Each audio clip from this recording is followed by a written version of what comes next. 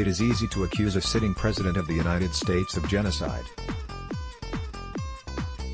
All you need to do is point to a military engagement or foreign policy you disagree with and pin the responsibility for lives lost on that president. Donald Trump has recently been accused of genocide for his negligent response to the COVID-19 threat, but this accusation is measurable and bears professional credibility. Even more tragically, this genocide is continuing without a foreseeable end. Genocide is a strong word that should be applied to a person or situation only when accurate. Last month, Yale psychiatrist Bandy X. Lee, who is engaged in global violence prevention work, made the case for why Trump is guilty of genocide, in a commentary for Raw Story, Drive.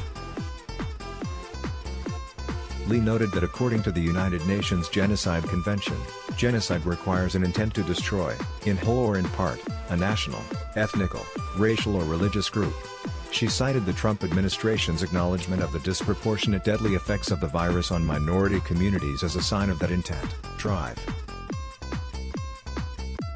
Lee also explained that in teaching law school students how to represent asylum seekers, she has emphasized that if a government fails to protect a racial, religious, national, social, or political group against violence, it is considered governmental violence. Although Trump may not have created COVID-19, she argued, so many deaths are the result of Trump's failure to act swiftly to halt the pandemic. How many lives can be attributed specifically to Trump's disregard for protecting Americans from the novel coronavirus threat? 2 months ago, the New York Times reported that an estimated 90% of U.S. deaths from COVID-19 could have been prevented had Trump taken basic action 2 weeks earlier. More conservatively, this figure could have been 60% had Trump acted only a week earlier.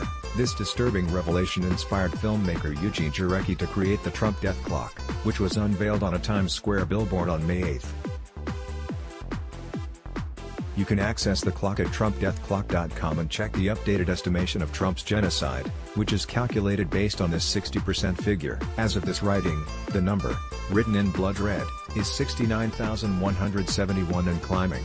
Unfortunately, this chilling number will not freeze anytime soon. Trump's proclamation in February that COVID-19 would miraculously vanish with April's warm weather has proven to be hogwash. Now, not only do experts fear a second wave as coronavirus cases rise in recently reopened states, but Florida researchers believe the virus has mutated to become even more infectious, according to new reporting from CNN. If Trump's curriculum vitae were to list all the crimes he has credibly committed, you would need an extra ink cartridge to print it all out. If fraud, extortion, and rape, to name a few, aren't reprehensible and scary enough to sway swing voters toward giving Joe Biden a chance this November, hopefully Trump's genocide will convince them. Trump is literally hazardous to our health, and America can't take it anymore.